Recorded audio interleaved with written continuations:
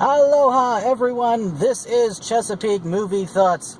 I am out at the movies again today. Just got out of Jurassic World Fallen Kingdom, and I thought I'd just give my immediate thoughts, reaction / review right now, right here in front of the theater. And what I thought about it was, I thought it was a lot of fun. I had a blast with it. I enjoyed it. I got everything I expected out of it. I did hear going into it that some people were saying that they didn't like it because it took itself too seriously, and that is something that does bug me about some movies. It did not bother me here. I can see why they said it. The movie does take itself pretty seriously, but it doesn't cross that line, at least not in my opinion, into being too serious. And I think they kind of had to do it.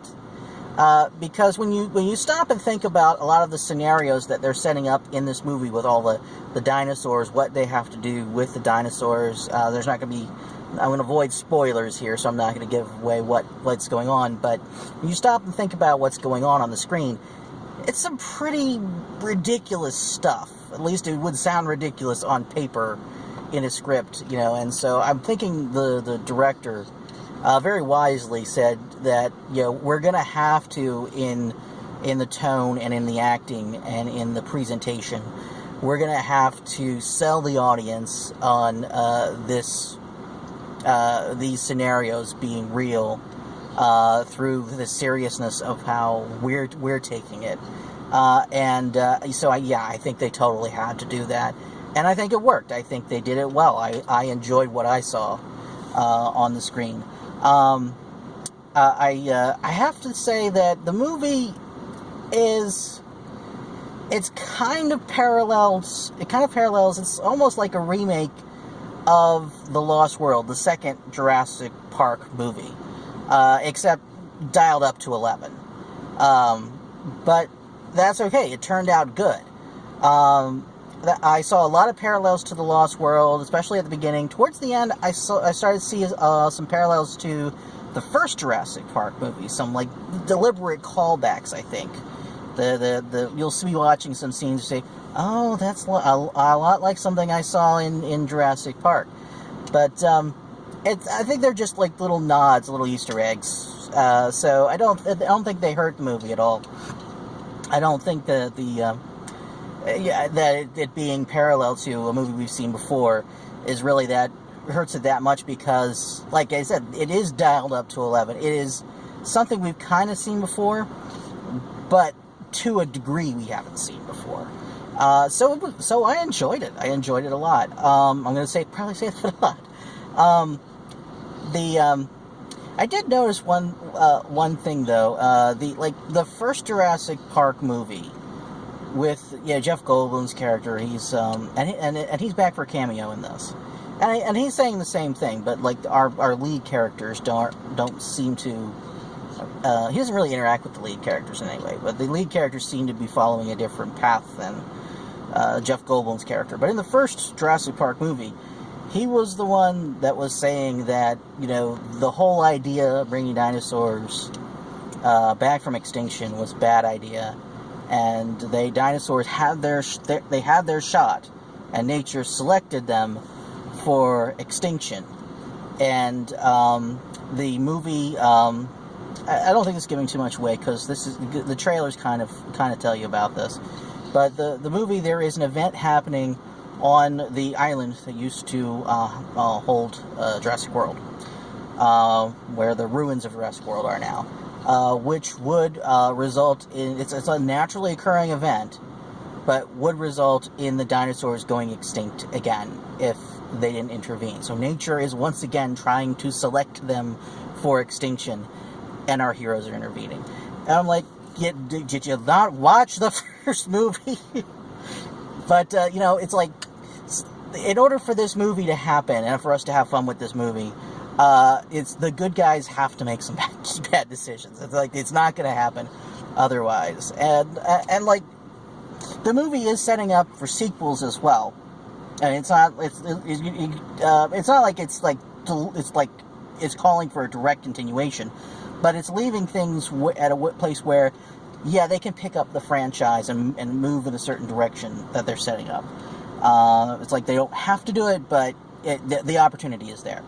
And I think this has made a lot of money, so I'm pretty sure they will. I'm pretty sure there'll be a Jurassic World 3.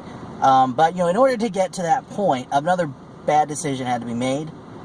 And I'm kind of impressed because they kind of had that bad decision be made by a character who you could forget for making that decision. It's not like one of the two leads, but someone who you can kind of forgive for making a foolish decision to, well, do what was done that makes the sequels possible.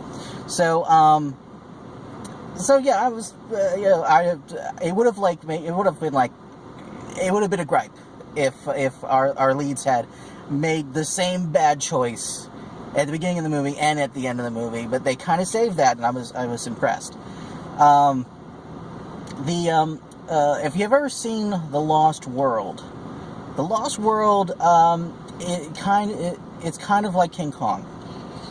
As they go to the island and there's monsters there, and they bring a monster back, and this one kind of does something very similar to that, but then rather than becoming kind of King Kong or like a Godzilla movie, as you would see in The Lost World, it kind of becomes Alien. In fact, yeah, the movie kind of more parallels Alien than it does King Kong. Like the second Jurassic Park movie, The Lost World. This could get confusing. The Lost World, it kind of, in my mind, parallels King Kong. This movie parallels The Lost World, but does it in a way that's more reminiscent of Alien. And that'll make sense when you see the movie. But again, it's repeating, but it's doing it in a fresh way that makes it enjoyable. Is it one of the top movies I've seen all year? There's been some pretty good movies this year. If any other year, it might have been, but probably not this year. But man, it's a fun time at the movies. This is the kind of popcorn summer blockbuster movie that you want to go out and see every summer, and this delivers exactly what you want from that. It's kind of like Jurassic World, the previous movie was. It's a B movie at heart, but bumped up to like summer blockbuster status, and they do that again with this movie. And I think that ties into what I was saying about how seriously it was taking it in order to sell some of the more ridiculous things in the plot. And I think it does it well. I think they totally succeed in taking a B movie and bumping it up to summer blockbuster status. Of course I enjoy the lead character Owen, played by Chris Pratt. I